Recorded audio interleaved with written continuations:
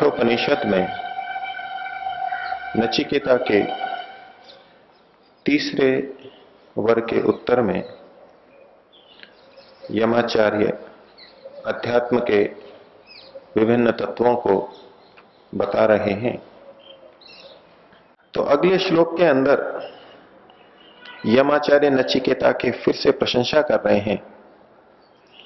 कहते हैं, कामस्य आप्तिम जगतः प्रतिष्ठाम क्रतोरनंत्यम अभयस्य पारम स्तोमम महत् उरुगायम प्रतिष्ठाम दृष्ट्वा धृत्या धीरो नचिकेतो अत्यस्राक्षी। कि हे नचिकेता, तुमने कामस्य आप्तिम, कामनाओं की प्राप्ति, इसको अंतिम शब्द के साथ जोड़ते चलेंगे। अत्यस्राक्षी, तूने छोड़ दिया है, छोड़ दिया था। समस्त कामनाओं की प्राप्ति को तूने छोड़ा है। जगतः प्रतिष्ठाम, और जगत की प्रतिष्ठा को भी तूने छोड़ दिया है। यश को तूने छोड़ दिया है। क्रतोः अनंत्यम, और यज्ञ से होने वाले अनंत फल को, सुख सुविधाओं को भी तूने छोड़ दिया है। परोपकार के करने से कई गुना अधिक फल उस व्यक्ति को प्राप्त होता है। अनंत फल प्राप्त होता है, कई गुना फल प्राप्त होता है। तो त्याग से होने वाले इस अनंत फल को भी तूने छोड़ दिया है, उसकी भी कामना नहीं की है। और अभय से पारम, परम अभय जो स्वर्ग है उसको भी तूने छोड़ दिया है। पहले खंड के अंदर, पहली वल्ली के अंदर स्वर्ग को भय से रहित स्थिति बताया था, उसी का यहां पर संकेत है।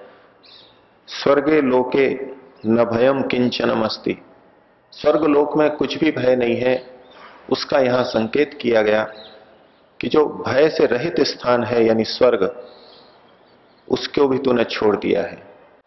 और स्तोमम महत, महान स्तुतियों को तूने छोड़ दिया है। अगर तू इन समस्त धन संपत्ति को प्राप्त कर लेता, कामनाओं का वर प्राप्त कर लेता, तो सब तेरी स्तुति करते, सब तेरी प्रशंसा करते। स्तोमम महत, महान स्तुतियों को तूने छोड़ दिया है। उरुगायम प्रतिष्ठा, और बहुत लोगों द्वारा गाई जाने वाली प्रशंसा को, प्रतिष्ठा को, उसको भी तूने अत्यस्राक्षी, पूरी तरह से छोड़ दिया है। और ये सब तू कैसे कर पाया, उसको कह रहे हैं धृत्या दृष्ट्वा धीरः नचिकेतः अत्यस्राक्षी। कि तूने धृति से, धृत्या दृष्ट्वा, धृति से इनको देख करके और छोड़ दिया है।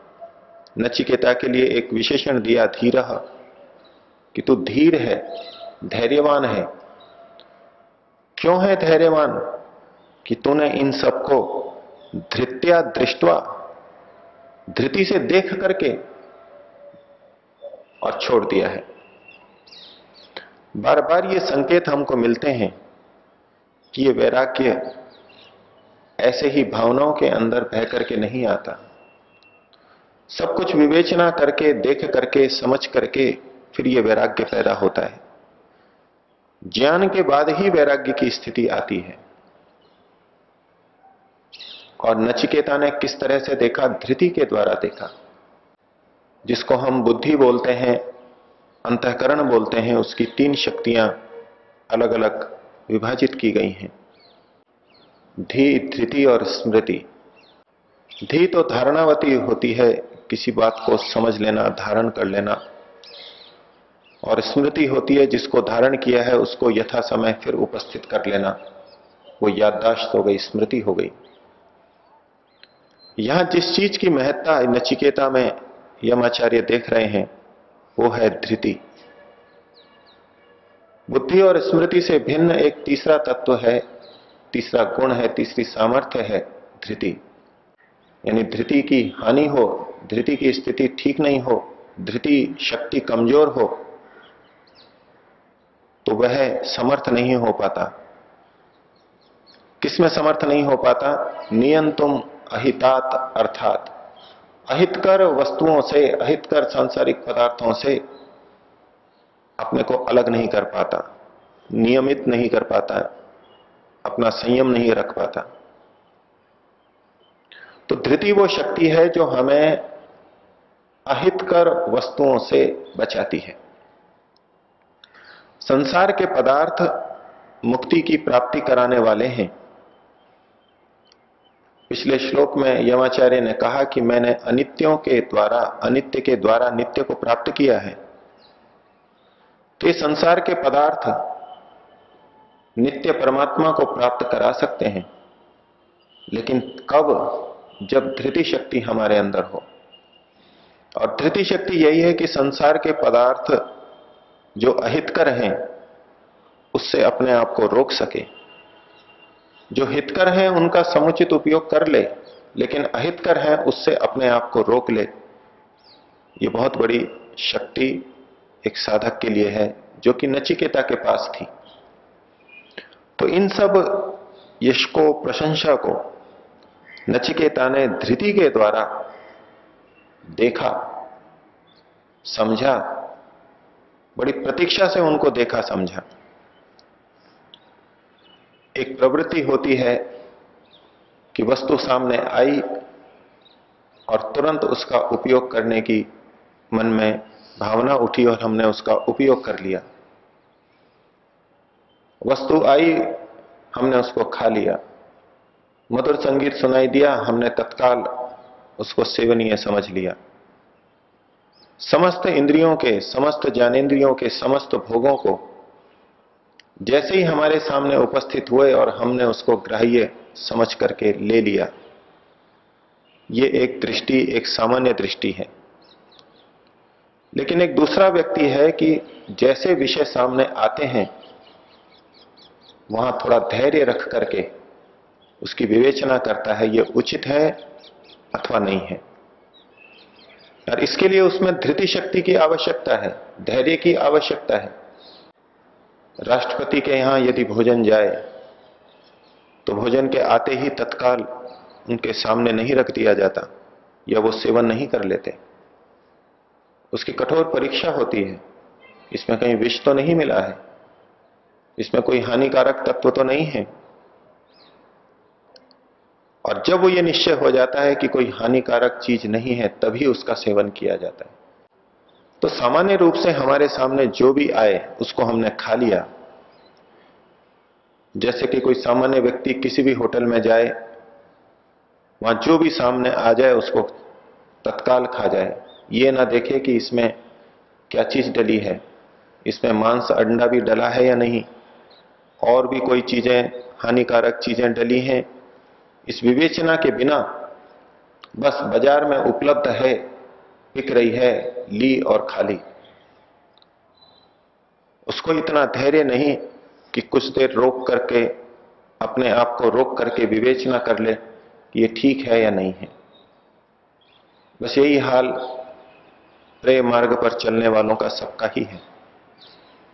वस्तु सामने आई और बस भोगने की उसकी इच्छा जगी।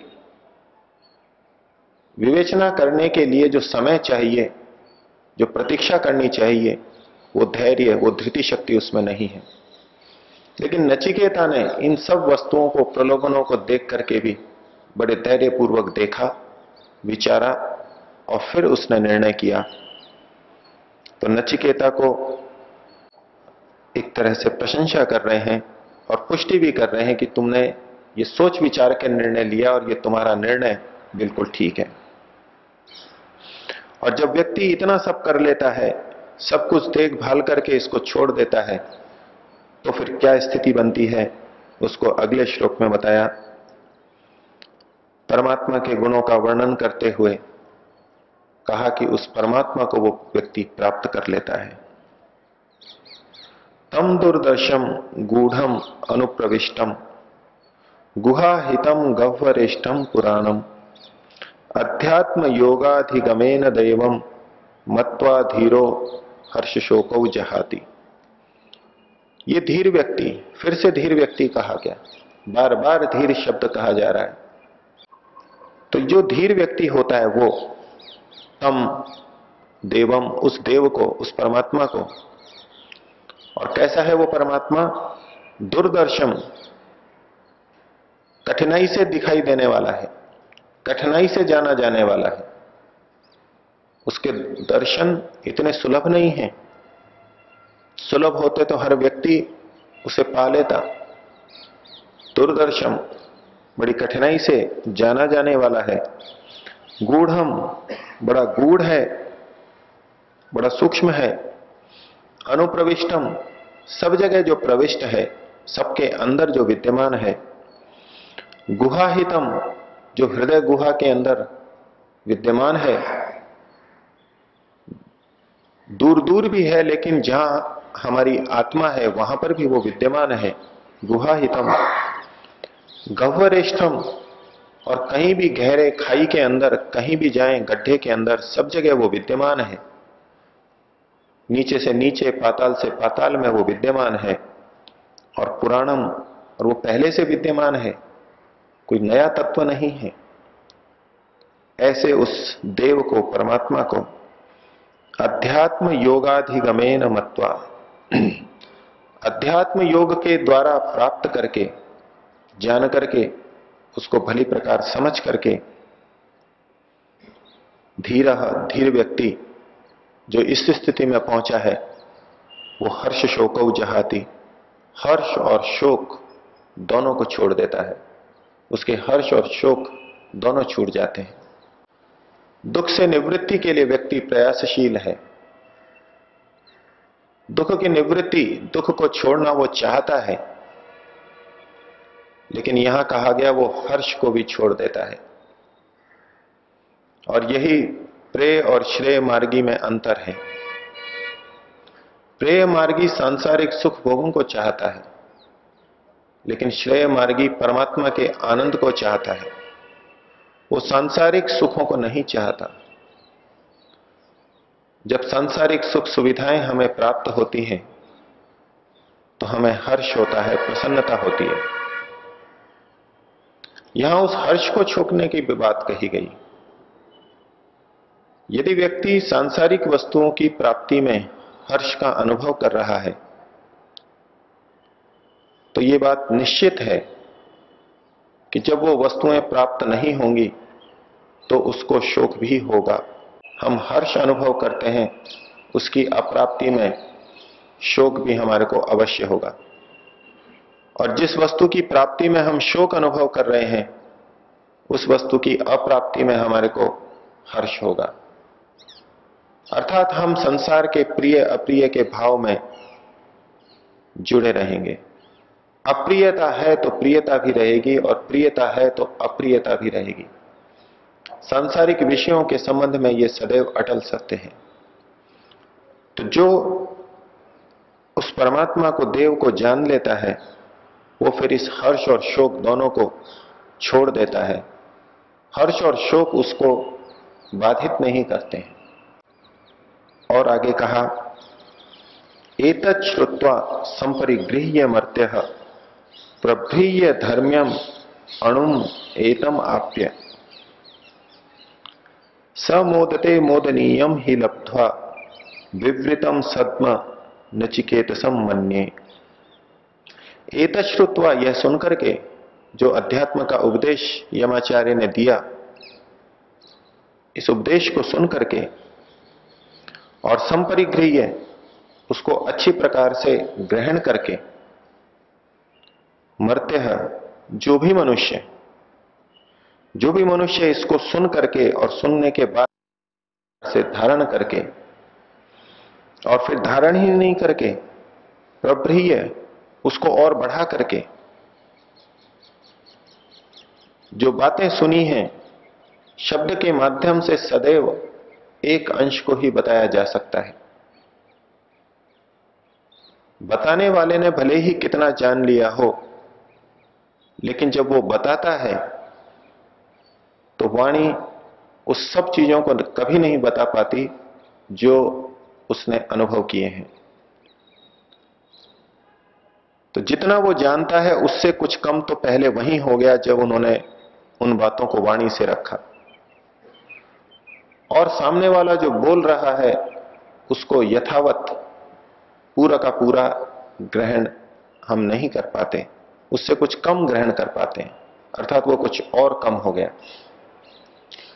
जैसे कि विद्युत उत्पादन क्षेत्र से चलती हुई आगे बढ़ती जाए तो उसकी क्षमता कम होती जाती है, और यदि उसको ठीक स्तर पर पहुंचाना है तो वहां पर फिर उसको बढ़ाने वाला एम्पलीफायर लगाना पड़ता है, वो फिर और बढ़ जाती है। तो इस ऊंची स्थिति को वो प्राप्त करता है जो सुनने के बाद में अच्छी प्रकार ग्रहण करता है और उसके बाद में उसको फिर बढ़ा भी लेता है। किसको? इस सबको धर्म्यम, जो कि धर्म के अनुकूल है, ऐसा परमात्मा जो धर्म की प्राप्ति कराता है, अणुम जो अणु स्वरूप है, छोटा सूक्ष्म है, उसको आपके प्राप्त करके। तो पहले सुनेंगे, उसको बढ़ाएंगे, सुनेंगे, उसको अच्छी प्रकार ग्रहण करेंगे, बढ़ाएंगे और फिर उस परमात्मा को प्राप्त करेंगे। और ऐसा करके वह व्यक्ति मोदनीयम लब्ध्वा मोदते ही, उस मोदनीय परमात्मा को प्राप्त करके, आनंदप्रद परमात्मा को प्राप्त करके फिर वो मोदते, खूब प्रसन्न होता है, उस आनंद से तृप्त हो जाता है, उस आनंद को प्राप्त करता है। तो ये तो हर व्यक्ति के लिए बात कही, और नचिकेता के लिए कह रहे हैं विवृतम सद्म नचिकेतसम मन्ये। मैं ये मानता हूं, मन्ये यमाचार्य कह रहे हैं कि नचिकेता के लिए परमात्मा का सद्म घर विवृतम खुल गया है। जिस स्थिति में, जिस वैराग्य की स्थिति में नचिकेता है, उसे देख करके यमाचार्य कह रहे हैं कि मुझे प्रतीत हो रहा है कि परमात्मा का घर, परमात्मा के द्वार नचिकेता के लिए खुल गए हैं। यदि व्यास जी के शब्दों में कहना चाहें तो पर वैराग्य की व्याख्या करते हुए उन्होंने अंत में कहा एतस्यैव नान्तरीयम कैवल्यमिति। इस स्थिति को प्राप्त कर लिया तो कैवल्य निर्बाध हो जाता है, बिना बाधा के हो जाता है। तो उसी उच्च वैराग्य को नचिकेता ने भी पाया है, और ये बात यमाचार्य खूब अच्छी तरह अपने मन में अनुभव कर रहे हैं और उसको बता भी रहे हैं कि तेरे लिए तो ये सारे रास्ते, परमात्मा के रास्ते खुल गए हैं। परमात्मा की प्राप्ति वही व्यक्ति कर सकता है जो केवल परमात्मा को सर्वोच्च प्रिय समझ ले। नचिकेता ने इन सबको त्याग करके ये प्रमाणित कर दिया कि उसे संसार की चीजें नहीं चाहिए। ईश्वर की प्राप्ति में हमारी सबसे बड़ी बाधा यही है कि हम वास्तव में केवल परमात्मा को नहीं चाहते, हम संसार की वस्तुओं को चाहते रहते हैं। परमात्मा तो जैसे हमारी प्रतीक्षा कर रहा है कि कब ये व्यक्ति मेरी अनन्य प्रियता को प्राप्त हो, कब ये केवल मेरे को चाहे, मैं तो उसी दिन इसको अपने दर्शन करा दूंगा।